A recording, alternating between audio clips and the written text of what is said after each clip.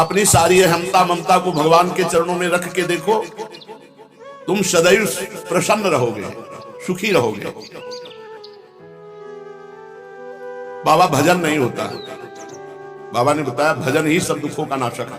तो बाबा भजन नहीं होता, अरे भजन होता है, सिद्धों का भजन करना पड़ता है।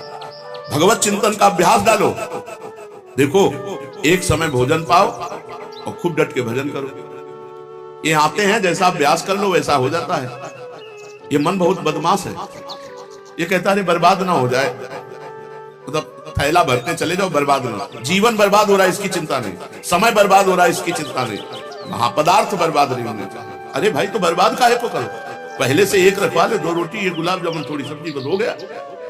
24 घंटे में 400 ग्राम अन्न पाने से बहुत बढ़िया दिनचर्या चल जाएगी। गृहस्थ है तो थोड़ा 800 ग्राम कर ले। इसलिए बाबा से कहा भजन नहीं होता, तो बोले भजन होता तो सिद्धों का है, साधक को तो भजन करना पड़ता है। और भजन करने के लिए एक समय भोजन पाओ, पर एक समय ऐसा नहीं कि दबा दबा के एक समय पालो, नहीं। अगर ऐसा स्वभाव है तो 2 समय पालो, थोड़ा थोड़ा पाओ।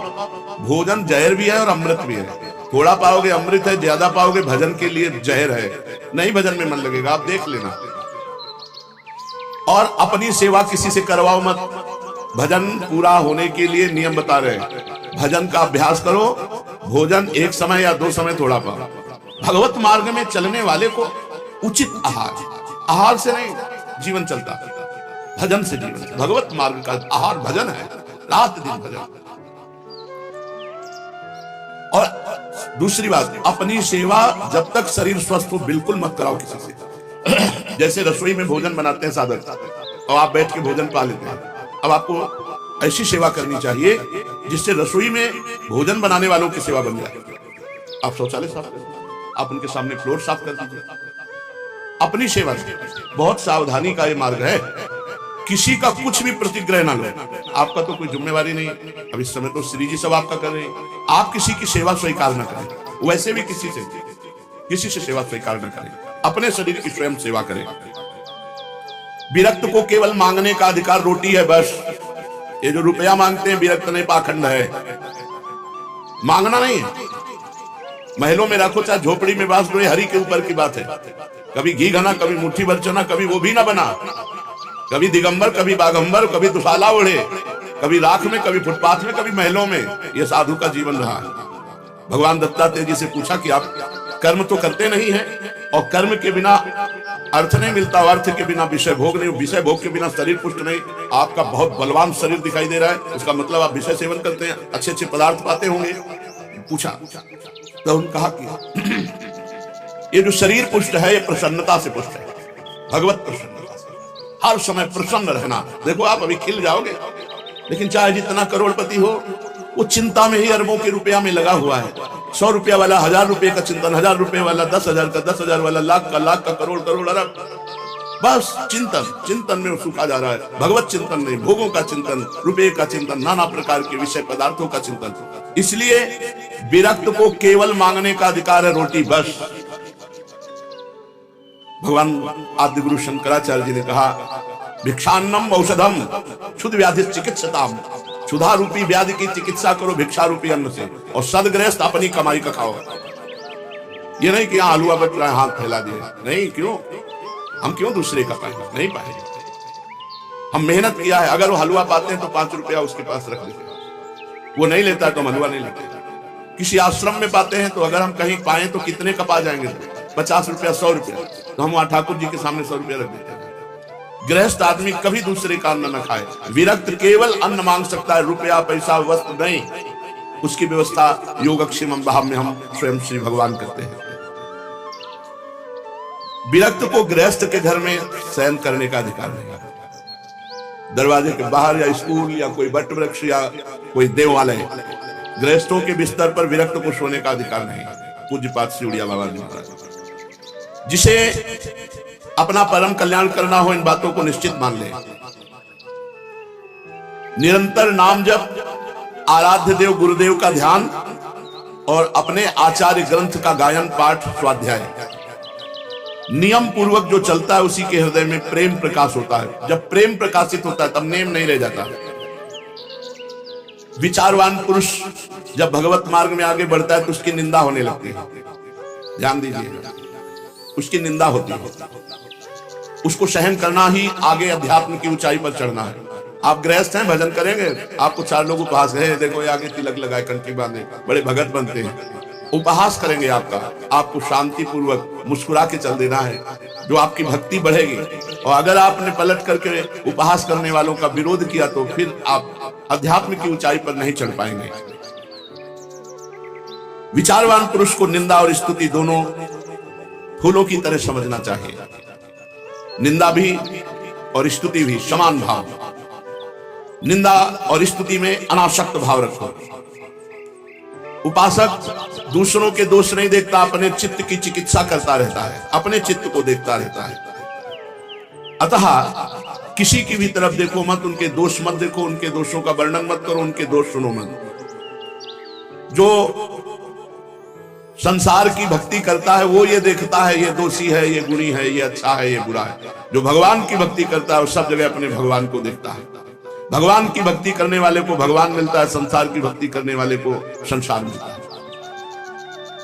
अब इसका मतलब ये नहीं कि विरक्त भेष है तो भगवान का भगत हो गया, संसारी पैंट शर्ट पहने तो संसारी होगा, नहीं, उल्टा हो सकता है। भेष विरक्त है तो हो सकता है वो संसारी हो, और वो पैंट शर्ट में तो हो सकता है वो महान भक्त हो। ये अंदर के चिंतन का विषय होता है। एक भगवत लीला में जाया करते थे देखने, भगवान की, रघुनाथ जी की क्रम से लीला चल रही थी, और उनका एक दोस्त था जो क्रम से नाटक चल रहा था, उस नाटक देखने जाते। अब जो लीला में जाते हैं उनका चित्त बार बार यही कहता कि यार नाटक में क्या आनंद बरस रहा होगा। तो जैसा दोस्त बताता वो बैठे लीला में उसी का चिंतन करते। अब ये जो दोस्त संसारिक लीला देखने जाता था नाटक, उसको लगा यार मैं कितना नीच हूं, मेरा दोस्त भगवान की लीला देखता है, कैसे सुंदर भगवान बोलते हैं, कैसी सुंदर लीला करते हैं, धिक्कार है, बहुत मैं नीच हूं, ऐसा उसकी भक्ति बढ़ने लगी और उसमें संसारिकता बढ़ने लगी। चिंतन, वो जा रहा है संसारिक दृश्य देखने, लेकिन उसको अपने में मैं कितना नीच हूं। तो हो सकता है गृहस्थ वेश में वो सोचता हूं मैं कैसा नीच गृहस्थ हूं, नाना प्रकार के भोग भोगता हूं, धन्य है इनका जीवन जो भगवान में निरंतर लगे हुए, उसकी भक्ति बढ़ जाएगी। और कितने सुखी हैं संसार के लोग, सब भोग भोग के, हमारे पास तो कोई सुख सुविधा नहीं। अब विरक्त होकर विषय चिंतन, भोग चिंतन, वो नीचे पतित हो जाएगा। इसलिए चित्त का मार्जन करना है, चित्त को पवित्र करना है। अपने चित्त को देखो कि तुम्हारे चित्त में चिंतन क्या हो रहा है। जो चिंतन है वही साधना है, बाहर की क्रिया साधना नहीं है। बाहर हो रही आरती और चिंतन क्या हो रहा है। बाहर आप भगवान के समीप खड़े हो लेकिन चिंतन में कहां हो। बाहर आप फावड़ा चला रहे हो लेकिन आपका चिंतन भगवान का हो रहा है, आप महान भक्त हैं। बाहर आप सांसारिक कार्य कर रहे हो लेकिन आपका चिंतन राधा राधा, और वो भगवान के समीप खड़ा संसार का चिंतन कर रहा है, खास बात नहीं है। जिसकी भगवान के नाम जप में आसक्ति हो जाती है, वो चाहे एकांत में हो चाहे समाज में हो, वो लाभ ले पाएगा। और जिसकी भगवान के चिंतन में आसक्ति नहीं, तो एकांत भी उसका बंधन कारक ही होगा, क्योंकि उसका मन एकांत पाकर शासन करने लगेगा। इसलिए जिनका मन अभी भगवदाकार नहीं हुआ, उनको रोज सत्संग सुनना चाहिए, साधु समागम में रहना चाहिए। भोजन पा रहे हो तो कोई बड़ा पद लगाओ, जिसे भोजन पा रहे हो शुरू कर दो, प्रथम यथामति प्रणमोसी वृंदावन रम्य, अंदर ही अंदर पूरी एकाग्रता रखो। देखो आपका भोजन भी भजन हो जाएगा। और शयन के समय पूरी साधना करके जब मध्याह्न में विश्राम या सायं शयन, एकांत में रात्रि में शयन, उस समय मन बड़ा चंचल होता है। उस समय संभाल लो। कोई आजकल तो मोबाइल चल गए, पहले तो थे नहीं, तो मोबाइल आदि से गंदी बातें देखना या गंदा चिंतन करना या कोई गंदा पूर्व का पीछे का, ये आपको पतित कर देगा। बहुत सावधान हो। और बातचीत करते समय भजन छूटता है, लेकिन अभ्यास करो सामने नाम लिखने का। तो बातचीत हम कर रहे हैं लेकिन वो एकाग्रता हमारी अंदर ही अंदर नाम में लगी हुई है।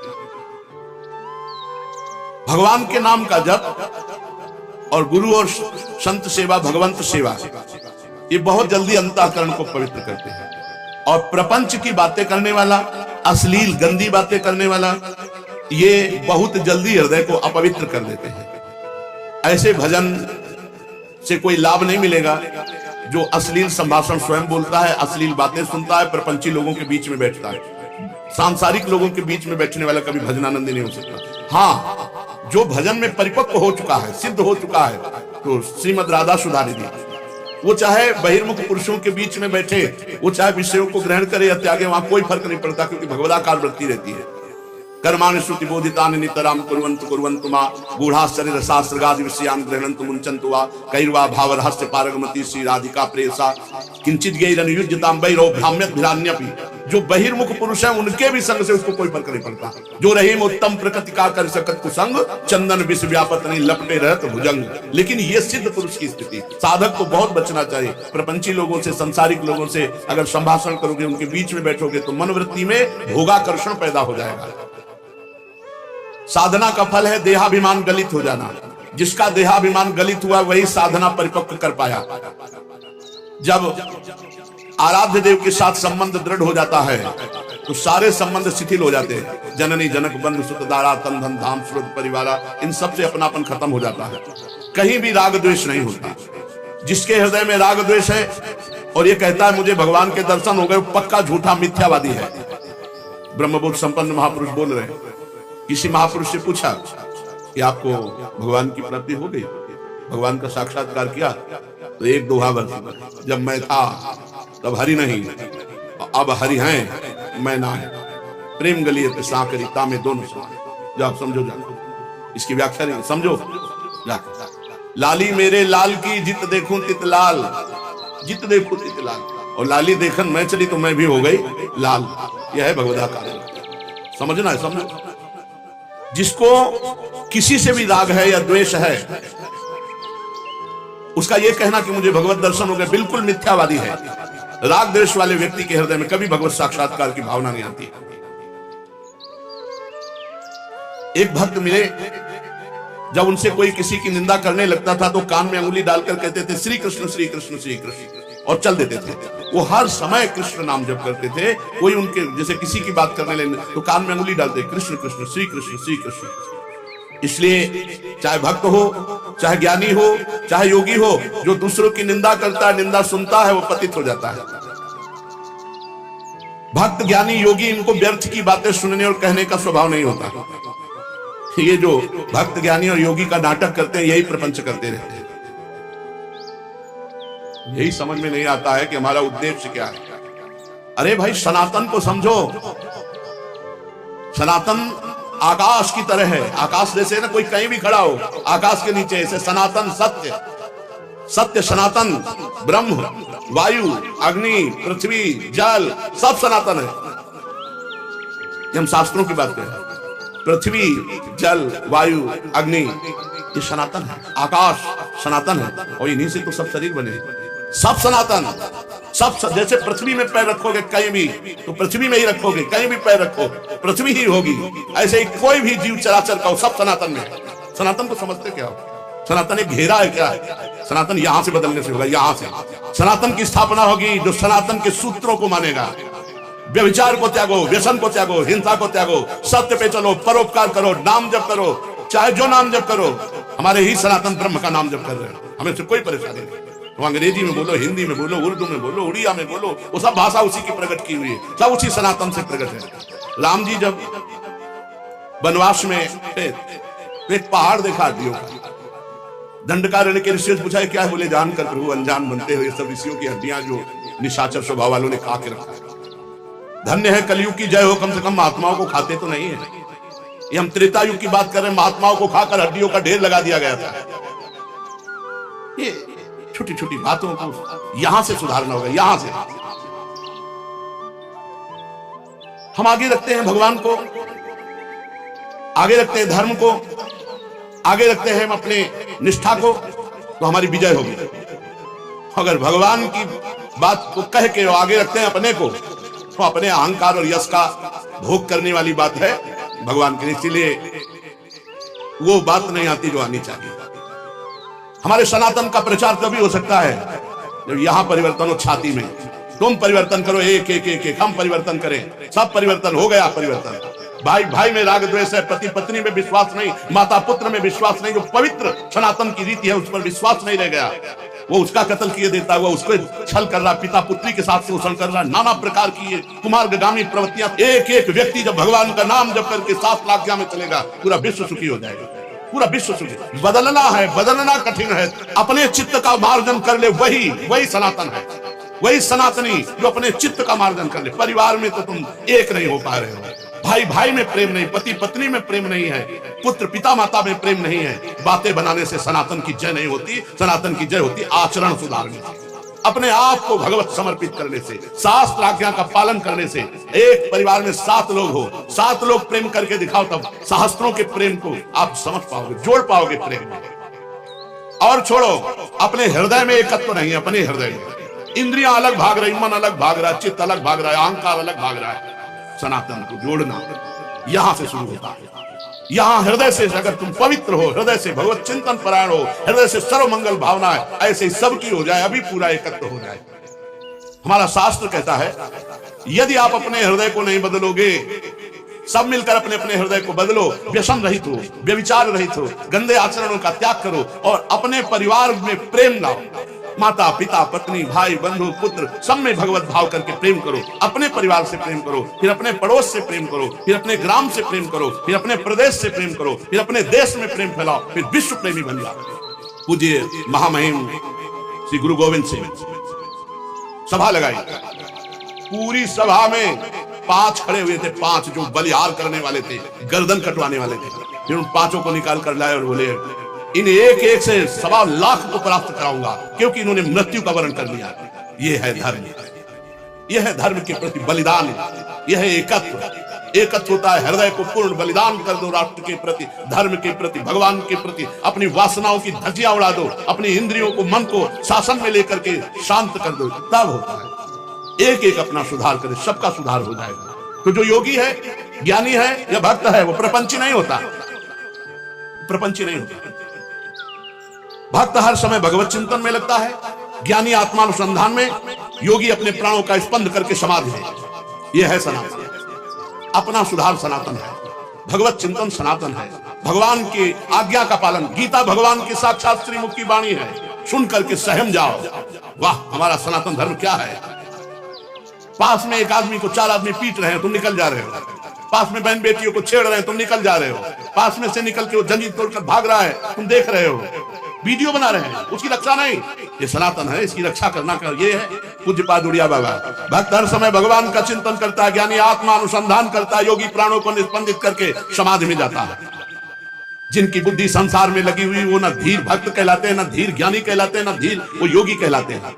जिन्होंने बुद्धि को संसार से हटाकर सत्य सनातन भगवान में लगा दिया, ये बात, ये महापुरुषों के वचन में वास्तव में वही धीर ज्ञानी है, धीर भक्त है और धीर योगी है।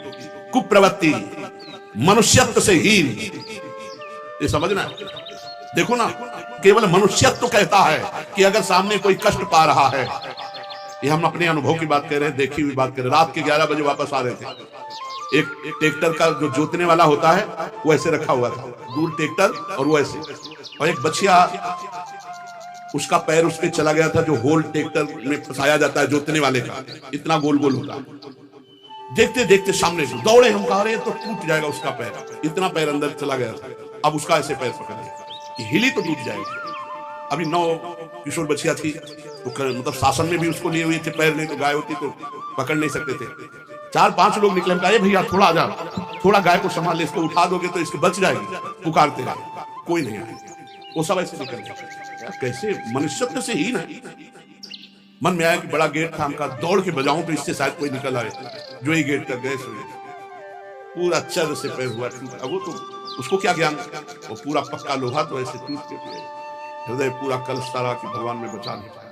अब हमारे सहयोगी, अगर वो 4-5 लोग निकले थे, चिल्ला चिल्ला के कह रहे थे, पास से निकले थे, कोई सहयोग नहीं। ये मनुष्यत्वहीन स्वभाव जो बनता चला जा रहा है। आप देख लीजिए, एक आदमी गिर के फिसल के मरने की कगार, वो वीडियो बना रहा है, उसकी जान बचाना काम नहीं है, वीडियो बनाना काम। एक आदमी एक्सीडेंट में तड़प रहा है, वो वीडियो बनाना जरूरी। शीशा खोला, कार धीमी की, वीडियो बनाया, निकल गए। मुझे समझ में नहीं आता, समझ में आता है यहां सुधार करो। पूज्य बाबा